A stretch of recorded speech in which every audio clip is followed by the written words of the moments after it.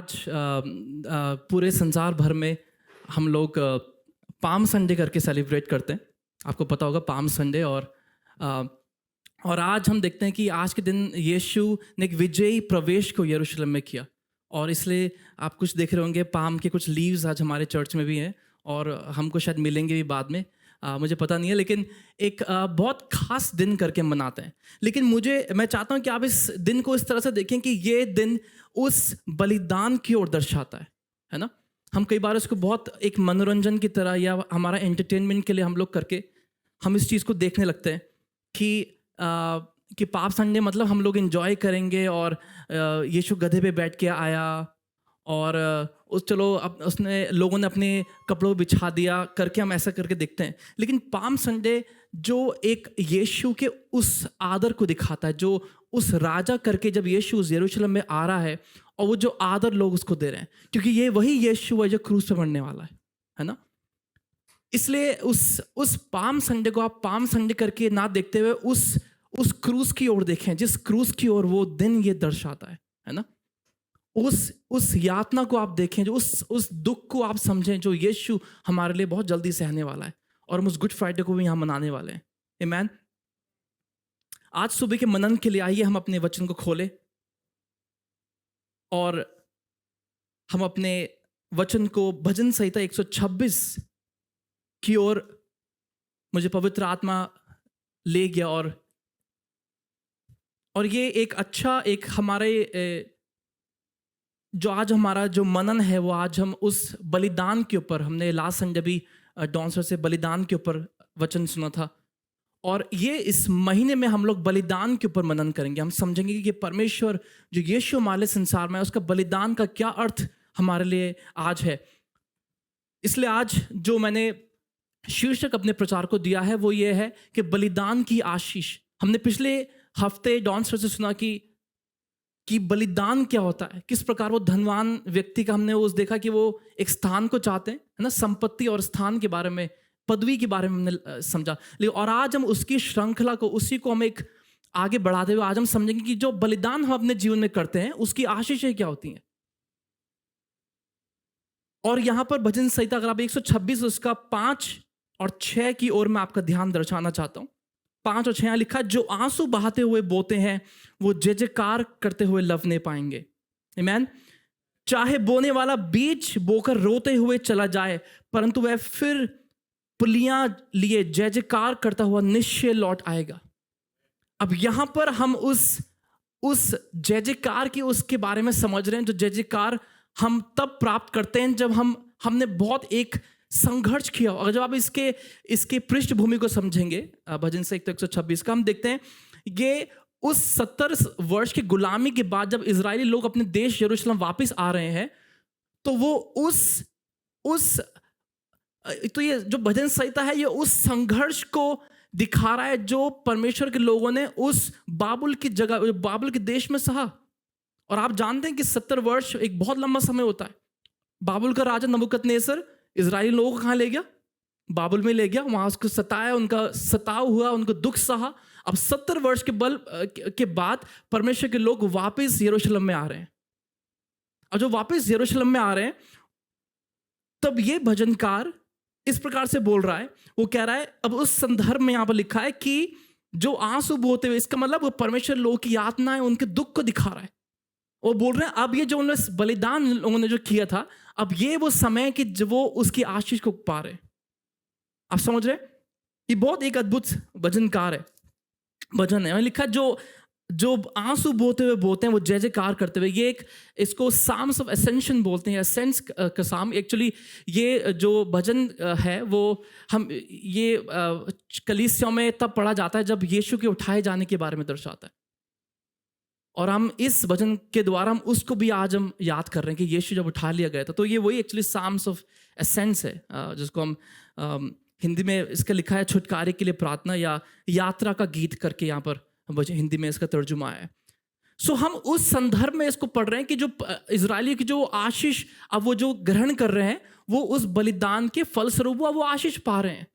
और आज मैं आपको उस बलिदान के विषय में आपका ध्यान थोड़ा चाहता हूँ कि हमारे जीवन में क्या वो बलिदान है। मुझे ऐसा लगता है कई बार हम लोग बलिदान का बहुत गलत मतलब समझ लेते हैं, और हम कई ऐसे हमारे गलत सोच विचार है, कोई धारणा है जो हम लेके समझ अपने जीवन में हम ले लेते हैं, हम बोलते हैं ये भी बलिदान है। लेकिन आज मैं आपको कुछ उदाहरण वचन से आज दूंगा कि बलिदान एक्चुअली में क्या है, क्या हम बलिदान का अर्थ समझ सकते हैं। कई बार हम लोग सोचते हैं मैं कलीसिया नहीं आऊंगा और मैं यहीं से दशवांश दे दूंगा अपना, मैं कलीसिया नहीं आऊंगा, बस मुझे आपको जो दशवांश चाहिए, जो पैसे चाहिए, हाँ वो हो रहा है, उसके लिए जो फंड्स चाहिए मैं यहाँ से दे दूंगा। हम सोचते हैं मैं बहुत बड़ा बलिदान कर रहा हूँ, मैं बहुत बड़ा अपना दशवांश परमेश्वर को दे रहा हूँ। वो बलिदान नहीं है परमेश्वर कलीसिया। अगर आप परमेश्वर के साथ अपना पर्सनल व्यक्तिगत संबंध नहीं चाहते हो, कलीसिया नहीं आना चाहते हो, प्रार्थना नहीं करना चाहते हो, आप बोल रहे हो कि हाँ मैं सोशल सर्विस के लिए ये कर दूंगा, मैं वो कर दूंगा, मैं वो पैसा वहां दे दूंगा, मैं बस मुझे आप ये मत बोलो कि चर्च आओ प्रार्थना करो दुआ करो, तो ये कोई बलिदान नहीं है। ये कुछ धारणाएं हम लेके बैठ गए, हमने कुछ अपने परिभाषाएं बना ली है बलिदान की, है ना।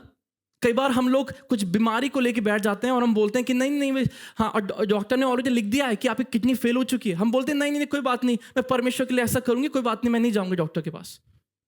वो हमारी मूर्खता है, वो बलिदान नहीं है। आप समझ रहे? परमेश्वर ने हमको बुद्धि दी है कि डॉक्टर ये हमारे लिए है, परमेश्वर ने हमारे लिए निर्धारित किए हैं।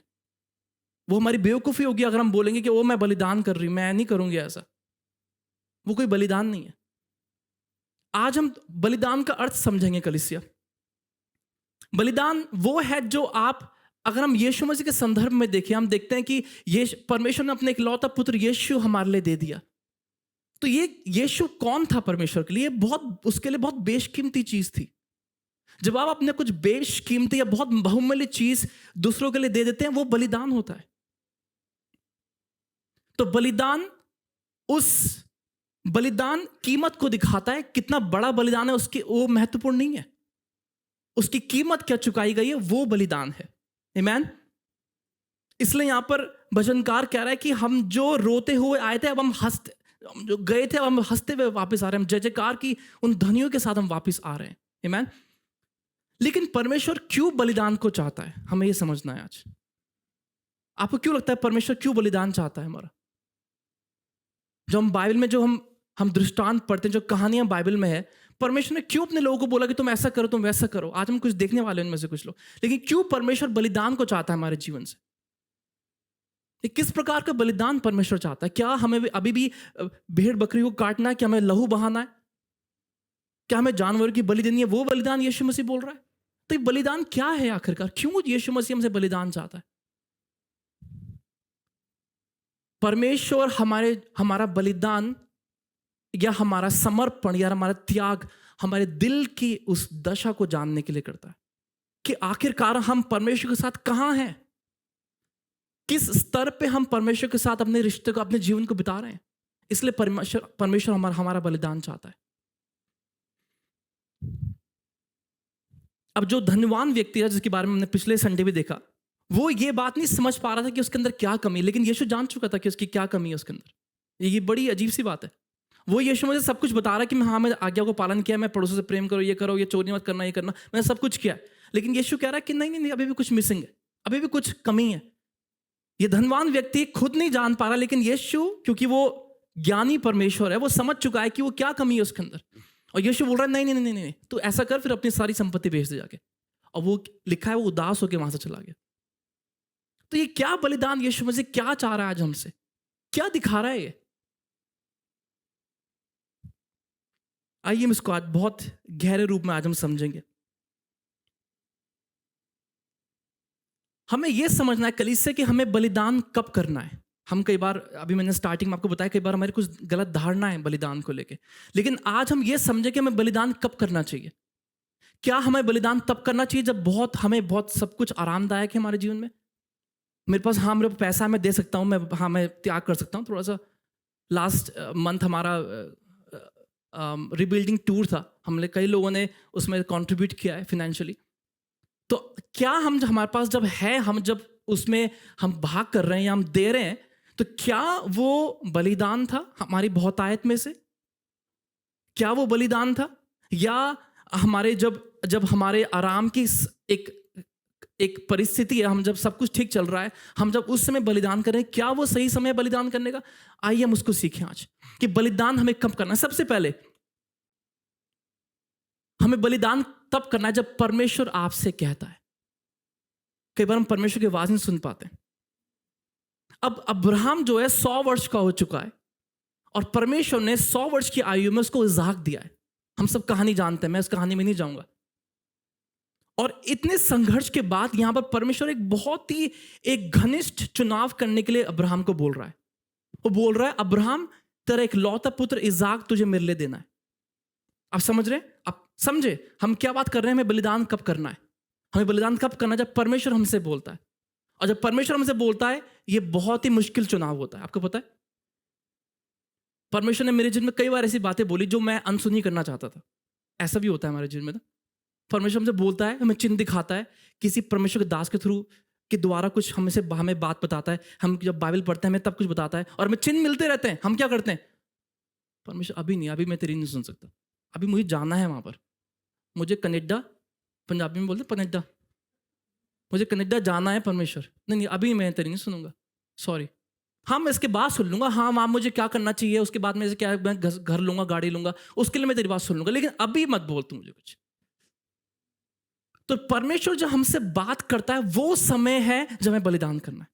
अब परमेश्वर अब्राहम से क्या बोल रहा है? परमेश्वर अब्राहम से बोल रहा है, तू 100 वर्ष का हो चुका है, ठीक है, मैंने तो ये वायदा किया है, एक वादा तुझसे बांधी, लेकिन अब एक घनिष्ठ चुनाव तुझे करना पड़ेगा। वो ये कि तू अपना इकलौता पुत्र इसहाक मेरे लिए बलि कर। और उत्पत्ति उसके 22 अध्याय को आप खोले मेरे साथ।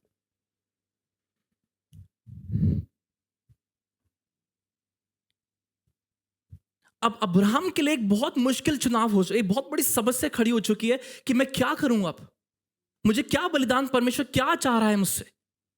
अब अब्राहम ये सोच रहा है कि परमेश्वर तू मेरी बलि ले ले, मेरा तो जीवन ले ले, लेकिन मेरे बेटे का मत ले। और अगर तू मेरे बेटे का ले भी रहा है तो मैं विश्वास करता हूं कहीं ना कहीं मुझे पता है कि ये फिर जिंदा हो जाएगा। अभी अब्राहम के दिमाग में क्या क्या चल रहा होगा हम नहीं जानते। मैं ऐसा सोच रहा हूं अभी कि परमेश्वर ये तेरा दिया हुआ पुत्र है, ये तूने मुझे दिया है, और अब तू बोल रहा है कि जो परमेश्वर हमारे जीवन में जब हमारा परीक्षा लेता है, ये बहुत बहुत ही एक बहुत ही संवेदनशील, बहुत सेंसिटिव एक टाइम होता है। हम नहीं समझ पाते इसको। हमारे बच्चे, कई लोग परीक्षा देते हैं, है ना, कितना एक स्ट्रेस होकर गुजरता है। यहां पर अब्राहम की परमेश्वर परीक्षा ले रहा है, लिखा है बाइबल में, अब्राहम वाज टेस्टेड। अब यहां परीक्षा ले रहा है, परमेश्वर कह रहा है कि तुझे एक लौता पुत्र देना है। अब अब्राहम चाह रहा है कि परमेश्वर किसी तरह अपनी बात को कुछ, अब्राहम नहीं चाह रहा है वो।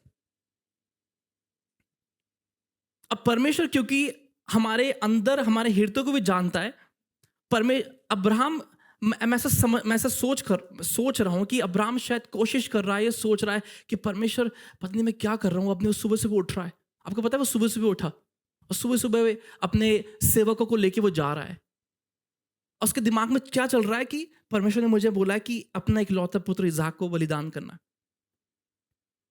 अब वो सोच रहा होगा मैंने 25 साल इंतजार किया सारा, जब परमेश्वर ने हमको बताया कि ऐसा होगा, और 25 साल हो चुके हैं इसहाक। अब इसहाक को भी अगर आप स्कॉलर्स जो विद्वान हैं बाइबल के, वो बताते हैं कि इसहाक कोई छोटा बच्चा नहीं था, ये शालोम के जेडन के बराबर का बच्चा नहीं था। वो अपने 21-22 ऐसे 20 की रेंज में उसकी उम्र थी, या शायद वो 30 साल का भी हो सकता है।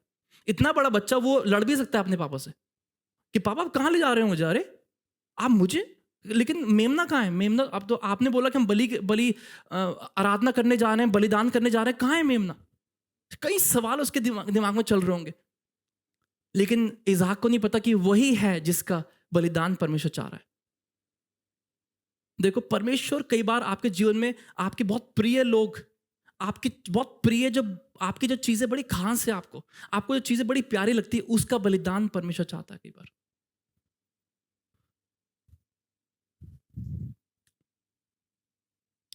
मैंने कई बार अपने जीवन में अपनी इच्छाओं का बलिदान दिया है। आपने कई बार ऐसा किया है?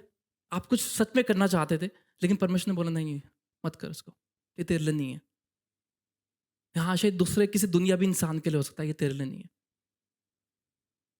मैं सवाल करता था कि परमेश्वर क्यों मेरे दोस्त जो तुझे जानते भी नहीं उनके पास सब कुछ है, वो ऐसे गाड़ियां चलाते हैं, उनके पास ऐसा घर है, उनके पास ऐसा वाला फोन है, ऐसा स्मार्ट वॉच है, मेरे पास स्मार्ट वॉच भी नहीं है, लेकिन मेरे पास क्यों नहीं? मैं तो तेरी सेवा करता हूँ, ये करता हूँ, वो करता हूँ, ऐसे ऐसे सवाल आते हैं ना दिमाग में। परमेश्वर हमारी इच्छाओं का बलिदान चाहता है और चाहता कि हमारी इच्छाएं उसकी इच्छाओं के साथ ऐसे मिल जाए। यही तो प्रार्थना यीशु ने की उस गत्समनी के बगीचे में, कि हाँ मैं तो चाहता हूं ये कटोरा यहां से टल जाए, लेकिन इसमें भी मेरी नहीं लेकिन किसकी? यीशु इंसान होने के बावजूद वो चाहता है कि ये कटोरा हट जाए, ये दुख उसके सामने से हट जाए, लेकिन वो कह रहा है यहां पर भी पिता मेरी नहीं लेकिन तेरी इच्छा पूरी हो। अब यहां अब्राहम जा तो रहा है लेकिन उसको समझ में नहीं आ रहा है वो क्या करेगा। और आपने एक चीज यहां पर पत्नी आपने गौर किया कि नहीं किया, लेकिन अब्राहम ने एक बार भी परमेश्वर से सवाल नहीं किया वापस, बाइबल में लिखा नहीं है।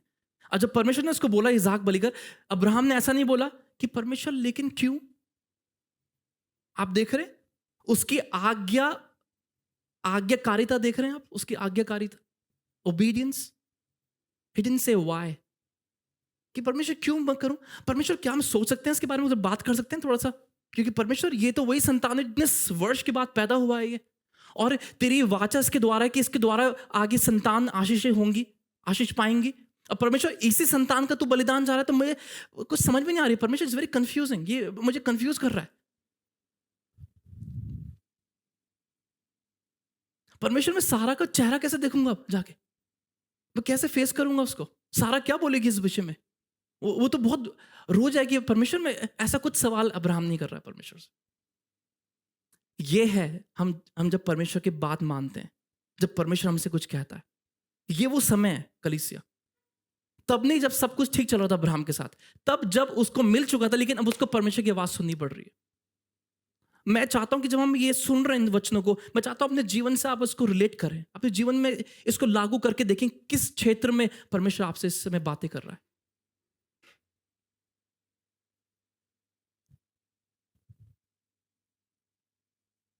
और हम पूरी कहानी जानते हैं। और देखिए अब्राहम ने उस जगह का नाम क्या रखा, उस जगह का नाम क्या रखा अब्राहम ने? उपाय, कि परमेश्वर आप उपाय करेगा। देखिए उसके 22 के 14 पद में देखिए क्या लिखा है। उत्पत्ति उसके 22 के 14 पद में यहाँ लिखा है, अब्राहम ने उस स्थान का नाम यहोवा यीरे रखा, जिसके अनुसार आज तक भी कहा जाता है कि यहोवा के पहाड़ पर उपाय किया जाएगा। ये कौन सा पहाड़ है? आपको कहानी पता है ना। फिर क्या हुआ? परमेश्वर ने एक मेमना वहां पर रखा और फिर अब्राहम ने उसको, उस मेमने को बलि किया। आप सब कहानी जानते हैं। लेकिन उसके बाद की बात देखिए, परमेश्वर अब्राहम ने उस जगह का नाम, जिस जगह में, जिस स्थान पे उसको पीड़ा हो रही थी, जिस स्थान पे वो कंफ्यूज था, उसको समझ में नहीं आ रहा था, वो उसका दिमाग शायद, उसका ब्रेन हैमरेज होने वाला होगा शायद, क्योंकि वो अपने एक लौते बेटे को के ऊपर चाकू मारने वाला है। उसका शायद उसका बीपी हाई हो चुका होगा उस टाइम, हम नहीं जानते। उस जगह का नाम इब्राहिम रख रहा है कि ये उपाय का स्थान है। आमीन। मैं नहीं जानता किस स्थान में आप इस समय है कलीसिया, किस असमंजसता में आप इस समय है, कि आप क्या सोच रहे हो कि परमेश्वर तू इस चीज का बलिदान मेरे जीवन में चाह रहा है। क्या वो आदतें हैं आपके जीवन में? मुझे नहीं पता है। क्या वो स्थान है जहां आपको जाने से रोकना है अपने आप को? क्या वो दोस्तियां, क्या वो रिश्ते नाते हैं जो आपको छोड़ने पड़ेंगे? क्योंकि परमेश्वर आपसे कुछ कह रहा है आज सुबह। ये बलिदान परमेश्वर आपसे चाहता है। और अब्राहम ये सोच रहा है परमेश्वर, और उसके सब के बावजूद अब्राहम उस जगह का नाम रख रहा है ये उपाय का स्थान है, या परमेश्वर ने मेरे लिए उपाय किया है। जो स्थान आपके लिए असमंजस बन चुके हैं, जो स्थान आपके लिए बुरी परिस्थिति करके बन चुके हैं, जो स्थान आपके लिए शायद वो brain haemorrhage, BP high BP वाले स्थान बन चुके हैं, परमेश्वर वहां उपाय आपके लिए करेगा। आमीन। आप विश्वास करते हैं आज सुबह? आमीन। परमेश्वर आपसे बातचीत कर रहा है सुबह, मैं विश्वास करता हूं।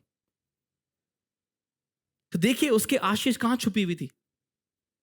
हमारा शीर्षक क्या है? मैं फिर शीर्षक पे आ रहा हूं, हमारे बलिदान की आशीषें। हम जो बलिदान करते हैं उसमें आशीषें छुपी होती हैं, और उसकी आशीष उसकी आज्ञा मानने में छुपी थी। हम कई बार छोटी सी आज्ञा जब परमेश्वर की मानते हैं, उसमें हमारी आशीषें छुपी होती हैं। जो बलिदान हम करते हैं उसमें आशीषें छुपी होती है, जो हमें पता नहीं होता है।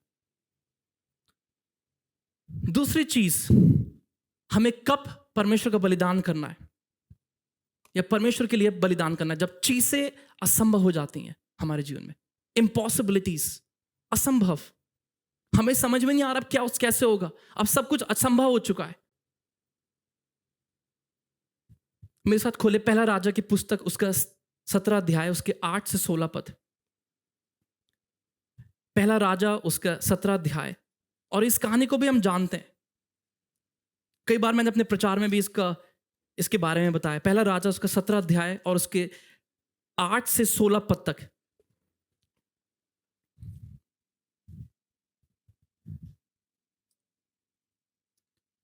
और तब यहोवा का वचन उसके पास पहुंचा, चलकर सिदोन के सारपात नगर में जाकर वहीं रह। सुन, मैंने वहीं एक विधवा को तेरे खिलाने की आज्ञा दी। अब यहां विधवा के बारे में है। अतः वह वहां से चल दिया और सारपात को गया। नगर के फाटक के पास पहुंचकर उसने क्या देखा कि एक विधवा लड़की बीन रही थी। उसको बुलाकर कहा, किसी पात्र में मेरे पीने का थोड़ा पानी ले आ। बहुत ध्यान से बड़े वचन को। जब वह लेने जा रही थी तो उसने उससे पुकार कर कहा, अपने हाथ में एक टुकड़ा रोटी भी मेरे पास लेती आना। उसने कहा, तेरे परमेश्वर यहोवा के जीवन की शपथ, मेरे पास एक भी रोटी नहीं है, केवल घड़े में मिट्टी भर मैदा और कुपी में थोड़ा सा तेल है। और मैं एक लकड़ी बीन कर लिए जाती हूं कि अपने और अपने बेटे के लिए उसे पकाऊं और उसे खा के फिर हम मर जाएं। आप एक परिस्थिति देख रहे हैं यहां क्या हो चुकी है। एक अकाल का समय है, खाने के लिए कुछ नहीं है। परमेश्वर का दास एलिया यहां पर आ रहा है और वो क्या बोल रहा है इस स्त्री से जो विधवा है और जिसका एक बेटा है, उससे बोल रहा है, तेरे पास क्या है, तू मेरे लिए ले आ। आप देख रहे हैं एक इम्पॉसिबिलिटी, एक असंभवता की सिचुएशन, एक परिस्थिति यहां पर है। असंभव है। उसके बाद कुप्पी में थोड़ा तेल बचा है, थोड़ा सा आटा पड़ा है, शायद मैदा पड़ा है। हिंदी में यहाँ लिखा मैदा, या कुछ तर्जुमा में आटा भी आया है। थोड़ा सा आटा और थोड़ा सा तेल पड़ा है, जिसको खाकर इसने ये निर्णय ले लिया कि इसको खा के मैं मर जाऊंगा, क्योंकि उसके बाद कुछ नहीं होने वाला है। अब कुछ उपाय यहां नहीं है।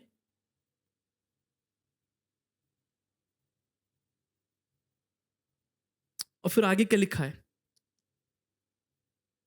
एलिया ने उससे कहा, देखिए परमेश्वर के दास की बात, मत डर, जाकर अपनी बात के अनुसार कर, परंतु पहले मेरे लिए एक छोटी सी रोटी बनाकर मेरे पास लिया। अब देखो कितना अजीब कई बार हो जाता है, आपको नहीं पता कि आपके कई बार ऐसे गेस्ट आते हैं आपके घर में, मेहमान आते हैं कुछ आपके घर में, कभी कोई ऐसे कि हाँ हम तो आए थे, हाँ खाने वाने कुछ नहीं, अरे कोई बात नहीं, खाने तो कोई बात नहीं।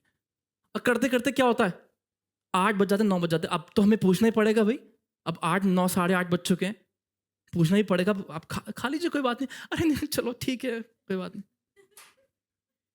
हमारे गढ़वाल में ऐसा बहुत बातें हैं, हमारी कहानियां हैं, मजाक की कहानियां हैं कि हम लोग क्या करते हैं, कई बार हमें खाना भी चाहिए होता है, तो हम खाना चाहिए लेकिन हम क्या बोलते हैं, अरे नहीं कोई बात नहीं मत डालिए, अरे तो प्लेट भी आगे कर रहे हैं, अब बोल रहे हैं नहीं मत डालिए, अरे थोड़ा अच्छा थोड़ा सा कोई बात। तो यहां पर भी इस विधवा के साथ एक बड़ी अजीब सी कहानी हो रही है। अब एलिया वो पहले ही बोल चुकी है कि मेरे पास थोड़ा सा आटा है, थोड़ा तेल है, मैं इसको खा के हम लोग मरने वाले हैं, क्योंकि अब और कुछ उपाय नहीं है। असंभवता की एक परिस्थिति आ चुकी है। लेकिन एलिया अब क्या बोल रहा है, इसके आगे के नेक्स्ट स्टेटमेंट क्या बोल रहा है, ऐसा कर तू जाके रोटी बना के लिया। वो बता चुकी है, लेकिन एलिया क्या बोल रहा है, क्योंकि एलिया उसको परमेश्वर की इस महिमा को दिखाने वाला है। कुछ समय में, कुछ सेकंड्स में वो परमेश्वर की उस बड़े काम को, उस आश्चर्य कर्म को देखने वाली है। उसे नहीं पता है, आप समझ रहे हो, उस विधवा को नहीं जानती है। विधवा नहीं जानती एलिया कौन है। उसको इतना पता है कि परमेश्वर का दास है, वो मेरे पास आया है और मुझे इसको खिलाना है। अब देखिए क्या लिखा है आगे, परंतु पहले मेरे लिए एक छोटी सी रोटी बनाकर मेरे पास ले आ, फिर इसके बाद अपने और अपने बेटे के लिए बनाना। और वो ऐसा बोल रहा जैसे सच में बच जाएगा उसमें से, क्योंकि थोड़ा सा बचा है, अगर वो खा लेगा तो क्या बचेगा फिर उसके बाद। क्योंकि इज़राइल का परमेश्वर यहोवा यूं कहता है कि जब तक यहोवा भूमि पर मेंह ना बरसाएगा, तब तक ना तो उस घड़े का मैदा समाप्त होगा और ना उस कुप्पी का तेल घटेगा।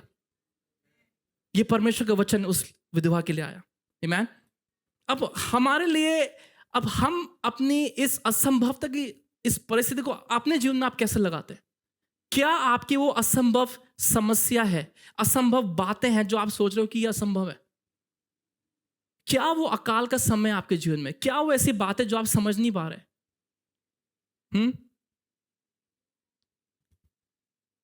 यहां मरने वाली हालत है, विधवा मरने वाली है उसको खा के।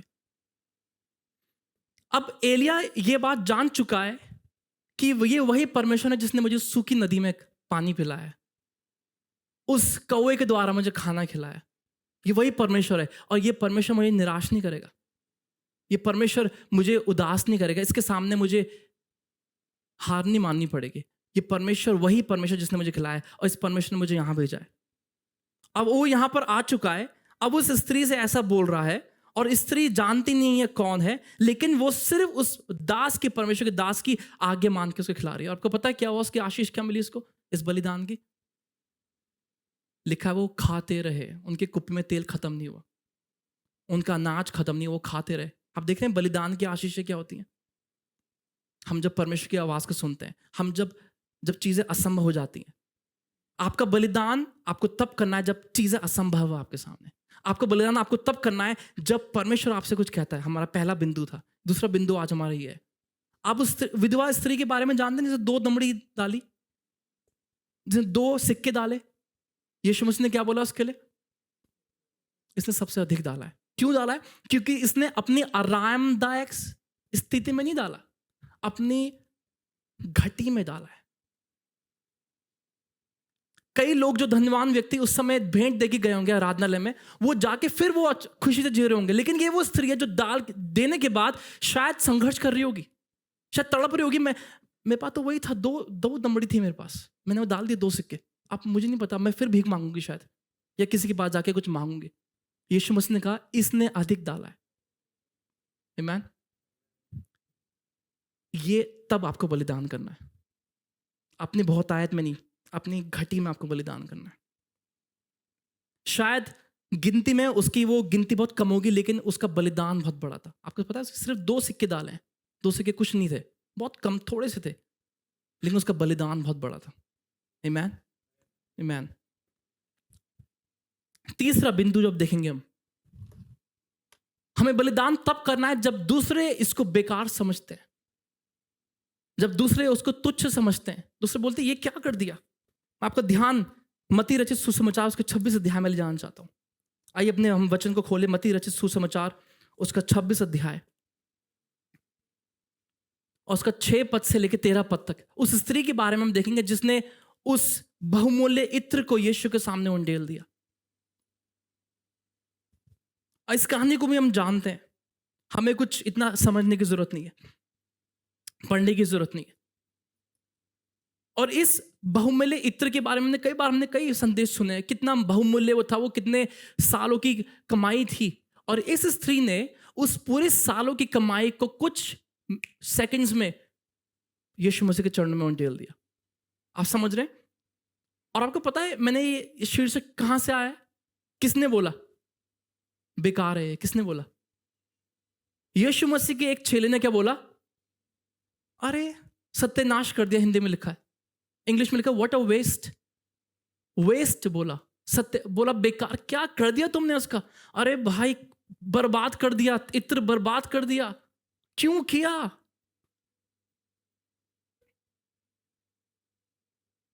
लेकिन इस कहानी से मैं कुछ एक अनोखी बात आपको आज बताना चाहता हूं। अगर आप इस कहानी का बाद का पद पढ़ेंगे, देखिए इसका 26 अध्याय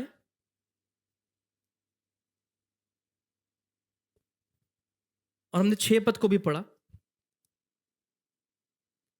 और लिखा है, अब पूरी कहानियां लिखी है जानकर यीशु ने कहा स्त्री को क्यों सताते हो, उसने मेरे लिए भलाई की है।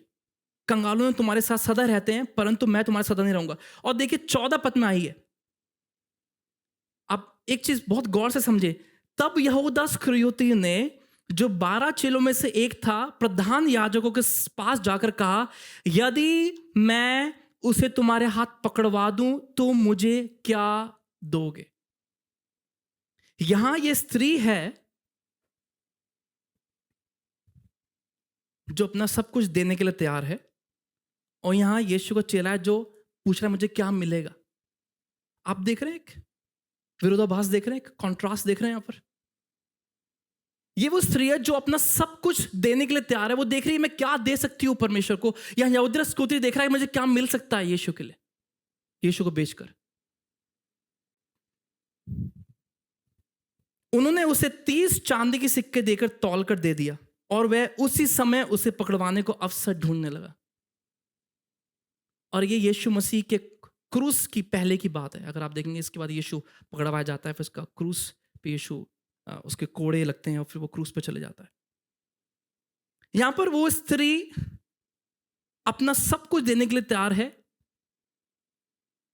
जो उसके लिए बहुत कीमती था, वो सबको देने के लिए तैयार है। और यहाँ ये यहूदा स्कूती है जो बहुत सस्ते में यीशु को बेच रहा है। 30 चांदी के सिक्के बहुत बड़ी कीमत नहीं थी, बहुत छोटी सी कीमत थी। आप देख रहे हैं, एक कंपैरिजन देखिए, एक तुलना करें। ये इस स्त्री ने इतना महंगा, इतना बहुमूल्य, इतने कई वर्षों की वो कमाई है, उसको यीशु के चरणों में दे दिया। और यहां यहूदा स्कूती, क्या हासिल मुझे हो सकता है, उसके लिए वो सिर्फ 30 चांदी के सिक्के में यीशु को बेच रहा है। यहां इस स्त्री ने एक ऐसी चीज जो कुछ क्षण भर की है, उसको यीशु को दे दी। और यहां यहूदा स्कूती क्या कर रहा है, यीशु को कुछ क्षण भर के लिए बेच रहा है। बहुत एक तुलना अगर हम करें, मुझे बहुत आशीष मिली इस बात से कि स्त्री ने कितना बड़े बलिदान किया। आजकल इसे हमको ये पूछना है कि हम क्या मसीह के लिए हम क्या दे रहे हैं। हम कई बार सवाल करने लगते हैं मैं क्या मिल रहा है मसीह बन के, चर्च रोज आके मुझे क्या मिल रहा है, मैं तो इतना दशवांश देती हूँ, मुझे क्या मिल रहा है। हमारा वो बलिदान है, हमारा बलिदान है, हम क्या दे रहे हैं यीशु के लिए, हम क्या त्याग कर रहे हैं। इस स्त्री ने त्याग कर दिया। चेलों ने बोला क्या कर दिया तूने, क्या सत्यानाश कर दिया। जो सत्यानाश उनके लिए था, जो सत्यानाश लोग आपके लिए बोल रहे हैं, उसके लिए लोग आपको याद करेंगे। आपको पता है यीशु ने क्या बोला, इस स्त्री का जहां जहां सुसमाचार प्रचार होगा, इस स्त्री के बारे में लोग जानेंगे, पढ़ेंगे इसके बारे में। और आज हम पढ़ रहे हैं, और ये ऐसी कहानी जो चारों सुसमाचार में हम पाते हैं। हम यहूदा स्कूती को भी याद कर रहे हैं ऐसे, है ना, लोग याद करते हैं। उसने परवाह नहीं कि लोग क्या बोल रहे थे, लोग बोल रहे थे तुच्छ है, बेकार है, लेकिन उसने अपना समर्पित यीशु को कर दिया। और आखिरी बात मैं जल्दी से बोल के मैं आपके सामने एक कहानी को बताना चाहता हूं। और चौथी बात, हमें कब समर्पित या हमें कब बलिदान करना है, जब आप उसका त्याग करते हैं जिस पे आप निर्भर थे। जब उन चीजों को आप त्याग करते हैं जिस पे आप निर्भर थे, उसका त्याग करना सबसे बड़ा बलिदान होता है। आपको पता है जब यीशु ने अपने पहले चेलों को बुलाया, मत्ती रचित सुसमाचार के 4 अध्याय के 18 से 22 पद में यीशु ने अपने पहले चेलों को बुलाया। कौन कौन थे वो? यीशु मसीह के पहले 4 चेलों का नाम क्या है? यूहन्ना, अंद्रियास, पतरस, याकूब।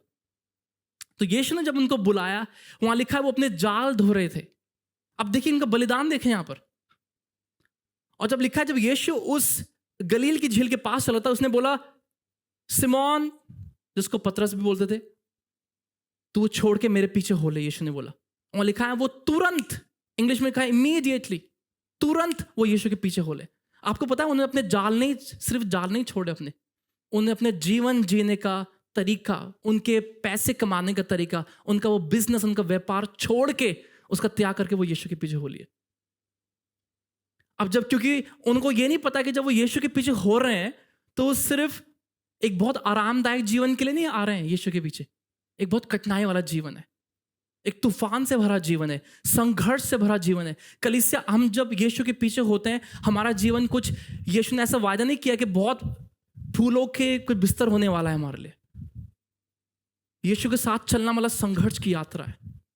और जब यीशु चेलों को बुला रहा है, वो कह रहा है तुम मुझे पीछे आ रहे हो, लेकिन तुम सिर्फ मेरे पीछे नहीं आ रहे हो, तुम कई चुनौतियों का सामना करने वाले हो। कई लोगों की मृत्यु हुई। आपको पता है यीशु के चेलों की मृत्यु कैसे हुई? उल्टा लटका दिया गया, कली गर्दन काट दी गई। वो चेले थे यीशु के, जिन्होंने उस दिन बोला हाँ हम तेरे पीछे चलेंगे। क्या बलिदान था। अगर यीशु आज हमसे बोलता है कि मेरे पीछे हो ले, तो आज हम चलने के लिए तैयार हैं यीशु के पीछे। उसने बोला come follow me, I will make you fishers of man. तुम मेरे पीछे हो लो, मैं तुम्हें क्या बताऊंगा? मनुष्य का पकड़ने वाला बनाऊंगा। वो बलिदान था। तो आपको वो त्याग करना पड़ेगा जिस पे आप निर्भर हैं आज। क्या वो चीजें हैं आपके जीवन में जो निर्भर है? क्योंकि उसकी एक आशीष हमारे लिए रखी है। आमीन। 4 बातें आज हमने कलीसिया देखी। सबसे पहली बात हमने देखी कि हमें कब बलिदान करना है। हमें तब बलिदान करना है जब परमेश्वर हमसे बोलता है कि तू उसको त्याग कर दे। दूसरी बात, जब चीजें असंभव होती हैं हमें तब बलिदान करना है, तब नहीं जब चीजें बहुत अच्छी हैं, हाँ मैं दे सकता हूं, तब नहीं। हमें तीसरी बात, हमें कब बलिदान करना है? जब दूसरे इसको बोलते हैं कि बेकार है, तो तू कर रहा है बेकार है, तू जो चढ़ जा रहा है बेकार है, तू जो दशवांश दे रहा है बेकार है, तूने उसके लिए ऐसा किया वो बलि बेकार है मत कर, पैसे खराब हो रहे हैं तेरे यार, कहाँ दे रहा है, वहां लगा, उसमें वहां बिजनेस में लगा, अरे वहां स्टॉक मार्केट में लगा, वहां लगा। मैं नहीं बोल रहा हूँ गलत है, लेकिन हम किस चीज को प्राथमिकता देते हैं? हमें तब बलिदान करना है जब दूसरे लोग उसको बेकार समझते हैं, बोलते हैं व्हाट अ वेस्ट। चौथी बात, हमें त्याग तब करना है, उन चीजों को त्याग करना है जब परमेश्वर आपको बोलता है इनका त्याग कर दे जिस पे तू निर्भर है। हमें तब बलिदान करना। एक मिशनरी की कहानी मैं आपको बताना चाहता हूँ। इससे पहले हम लोग एक आखिरी गीत गाएंगे, एक मिशनरी की कहानी, और मिशनरी का नाम था डेविड लिविंगस्टन। और जब भी मैं डेविड लिविंगस्टन की इस आत्मकथा को पढ़ता हूँ मेरे आंखों में आंसू आ जाते हैं। मैं पता नहीं, मैं नहीं जानता कि मुझे महिमा ने देखा कि नहीं देखा, लेकिन कितनी बार जब मैं इसका कहानी पढ़ रहा था और मैं अलग अलग इसके ट्रांसलेशंस, अलग अलग परमेश्वर के दासों से इसकी कहानी को मैं सुन रहा था ऑडियो, और उसको मैं पढ़ रहा था, मेरे आंख में आंसू, बार बार मेरे आंख में आंसू आ जा रहे थे। क्या त्याग का जीवन था, क्या बलिदान का जीवन था कलीसिया।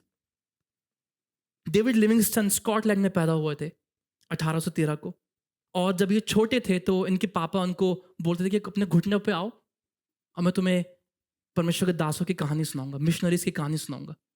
और डेविड लिविंगस्टन छोटे में ऐसे घुटनों पे आके और पापा से कहानी सुनते थे। और उनके पापा उनको तरह तरह की कहानियां बताते कि वो परमेश्वर का दास वहां गया, उसने अपना जीवन दे दिया, बलिदान किया, ऐसा किया। और तब डेविड लिविंगस्टन अपने पापा से बोलते थे कि पापा मैं भी ऐसा करूंगा, मैं भी जाऊंगा, मैं भी डॉक्टर बनूंगा, मैं भी लोगों की सेवा करूंगा। और तब एक दिन डेविड लिविंगस्टन ऐसे प्रार्थना कर रहा था, बोल रहा था परमेश्वर तू मुझे कहीं भी भेज, बस तू मेरे साथ चल। परमेश्वर तू मुझे किसी भी प्रकार का बोझ मेरे अंदर दे, लेकिन तू मेरे साथ साथ रहना, मुझे आगे बढ़ाना। और लिखा है तब डेविड लिविंगस्टन ने अपने अपने बिस्तर बोरी बांधा और वो अफ्रीका के देश चले गए, क्योंकि अफ्रीका उनके दिल में बसता था। और जो वहाँ वो चले गए, वहाँ पर उनकी शादी मेरी नाम से एक लड़की से हुई, जिसका नाम मेरी था, उसके बाद में मेरी लिविंगस्टन हुआ। और मेरी अब भी एक मिशनरी परिवार से थी, उसके दिल में भी सेवा की भावना थी। लेकिन जब उनकी शादी हुई, कुछ समय के जब उनके बच्चे जब हुए, तो एक एक करके उनके बच्चे बीमार रहने लगे और धीरे धीरे उनके बच्चे मरने लगे। अब डेविड लिविंगस्टन ने बोला कि मेरी तुम ऐसा करो, तुम वापस हमारे देश जाओ, क्योंकि यहाँ तो बहुत खतरनाक है, यहाँ तो बहुत खतरा है, हमारे बच्चे जी नहीं पा रहे हैं, मर रहे हैं सब धीरे धीरे करके। और लिखा है कि उसके आत्मकथा में इस प्रकार से लिखा है कि मेरी वहाँ से चली गई और उसने बोला कि तुम कब मुझे मिलने आओगे वापस। डेविड लिविंगस्टन ने कहा कि मैं हाँ तुझसे बहुत जल्दी मिलूंगा। 5 दिन हो गए, 5 हफ्ते हो गए, 5 महीने हो गए, 5 साल के बाद डेविड लिविंगस्टन अपनी पत्नी और बच्चों से मिलने गए। और वहां लिखा है कि जब 5 साल के बाद उनकी पत्नी ने उन्हें देखा, वो उन्हें पहचान नहीं पाई, क्योंकि कई बार सेवकाई के समय में डेविड लिविंगस्टन, कई बार ऐसा हुआ कि वो एक बार एक ऐसे जंगली झाड़ी के में जाके गलती से वो फंस गए, कहीं ऐसा कुछ हुआ और उनका कुछ कटीला पौधा उनकी आंख में घुस गया और उनकी एक आंख से वो अंधे हो चुके थे और दूसरी आंख बिल्कुल खत्म हो चुकी थी, उनकी घायल थी। उनकी चमड़ी धूप में सेवा कर करके पूरी जल गई थी, काली हो गई थी। और एक बार ऐसा हुआ कि एक बब्बर शेर ने उनका पूरा कंधा यहां से निकाल दिया। ऐसी हालत में 5 साल के बाद अपनी पत्नी को देखने का, उनकी पत्नी पहचान नहीं पाई उनको। डेविड ये तुम हो? कुछ ही डेविड लिविंगस्टन थोड़ा देर पहुंचे, क्योंकि कुछ घंटे पहले उनके पिता की मृत्यु हो गई थी। जब वो उनके पिता के उस फ्यूनरल पे जब वो गए तो वो जोर जोर से रोने लगे। वो कहने लगे, ओ पापा मैं आपसे मिलना चाहता था, एक बार मैं आपको कहानियां बताना चाहता था, क्योंकि आप वही थे जिसने मुझे इसके लिए उत्साहित किया था कि तू जाके सेवा करना। और आज मैं बहुत खुश था कि मैं आपको कहानी बताता, लेकिन आज आप मेरे सामने नहीं हो। और डेविड लिविंगस्टन बहुत रोए और उन्होंने अपने पत्नी से बोला कि चलो वापस चलते हैं, अफ्रीका चलते हैं। उसने बोला नहीं बच्चे बहुत छोटे हैं अभी, जब बच्चे थोड़े बड़े हो जाएंगे मैं आ जाऊंगी। और कुछ समय बाद ऐसा हुआ कि मेरी वापस अफ्रीका उनसे मिलने आई, लेकिन सब लोग बहुत घबरा रहे थे क्योंकि वहाँ पर एक ऐसी बीमारी फैली हुई थी और वो ऐसा सोचते थे कि अगर मेरी वापस आएंगे तो शायद वो उससे ग्रसित ना हो जाए। और जैसे मेरी वापस अफ्रीका आती हैं, इस सब होने के बाद मेरी को वही बीमारी लग जाती है और कुछ महीनों में ही मेरी मर जाती हैं। और तब डेविड लिविंगस्टन उनके उस कब्र के पास जाके इस प्रकार से जोर जोर से प्रार्थना करते हैं, हे यीशु हे मेरे राजा, मैं अपने जीवन को फिर से समर्पित करता हूँ आज। और वो बोलता है कि परमेश्वर, मैं नहीं चाहता कि मेरा ध्यान, मेरा मन उन चीज़ों में लगे जो तेरे राज्य से या तेरे उस राज्य के लिए नहीं है। इस प्रकार से वो प्रार्थना करते हैं। और धीरे धीरे उनके आत्मकथा कहती है कि वो उनका पूरा शरीर उनका खत्म हो चुका था, क्योंकि उनके बॉडी में, पूरे शरीर में घायल हो चुके थे, शेर ने खा लिया था, ये बीमारी लग चुकी थी। तो एक ऐसा स्ट्रेचर था एक, जिस पे उनको लेके जाते थे। और मैं ये फोटो में आपके लिए, ये डेविड लिविंगस्टन है, ये उनकी पत्नी है, ये उनके बच्चे हैं। और ये ऐसा एक तस्वीर जो मुझे मिली गूगल से, तो मैंने उसको ले लिया। इस प्रकार से ये उनकी पत्नी की वो कब्र है जो भी है, और इस प्रकार से लोग उनको लेके जाते थे स्ट्रेचर पे और वो परमेश्वर के वचन को सुनाते थे। और ये जब मैं इस बारे में सोच रहा था, मेरे आंसू निकल रहे थे कि मैंने कहा परमेश्वर कैसे लोग थे ये, इतने निर्भय, मतलब उनको डर नहीं था किसी बात का, और इस प्रकार से वो वचन को सुनाते थे। और एक दिन लिखा है कि वो ऐसे वचन सुनाते सुनाते उन्हें अपने दोस्तों से बोला कि तुम मुझे अंदर वाले कमरे में ले जाओ, मुझे थोड़ा सोना है, आई थिंक मैं थोड़ा आराम कर लूँगा तो मैं ठीक हो जाऊँगा। और लिखा है कि जब वो उनको अंदर ले गए तो उन्हें बोला कि तो सिर्फ यहाँ मत रखो मुझे, तो मुझे घुटनों पे ले आओ, मुझे प्रार्थना करनी है। और लिखा है कि उनको थोड़ा मदद करके उन्होंने ऐसे अपने घुटने वहाँ किए, और ऐसा उनका एक चित्र किसने बनाया है उनकी और आत्मकथा से, कि वो ऐसे प्रार्थना करने लगे। तो सेवकों ने सोचा कि हमें नहीं रहना चाहिए, हमें थोड़ा बाहर इंतजार करना चाहिए। तो कुछ सेवक लोग उनके बाहर जाके उनका इंतजार करने लगे कि वो प्रार्थना करके वो वापस बाहर आएंगे। और फिर तभी एक संदेश वहाँ का एक मैसेंजर वहाँ पर आया, उसने बोला कि मुझे डेविड लिविंगस्टन से मिलना है क्योंकि कोई उनसे मिलने आया है। तो उन्होंने बोला नहीं, डिस्टर्ब मत करो, अंदर प्रार्थना करें, रुक जाओ। तो उन्होंने कुछ मिनट इंतजार किया, कुछ घंटे, और 1-1.5 घंटा जब हो गया, उन्होंने बोला ये क्यों, क्या हो गया, बहुत देर हो गई। जब वो अंदर गए, उन्हें ऐसे हिलाया, वो ऐसे एकदम डेविड लिविंगस्टन अपनी ज़मीन पे ऐसे गिर गए। बहुत समय पहले मर चुके थे वो प्रार्थना करते करते।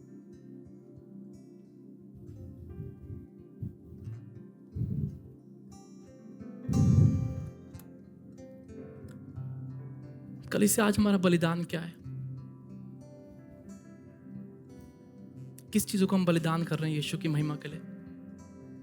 एक ऐसा जीवन था जो पूरी तरह से अपना जीवन यीशु के लिए दे दिया, कुछ किसी बात की परवाह नहीं किया, अपने बीवी, परिवार को, बच्चों को पीछे छोड़ के यीशु की सेवा करने चले अफ्रीका में। किन बातों का हम बलिदान कर सकते हैं आज यीशु की महिमा के लिए, जिस यीशु ने अपना पूरा जीवन हमारे लिए बलिदान कर दिया?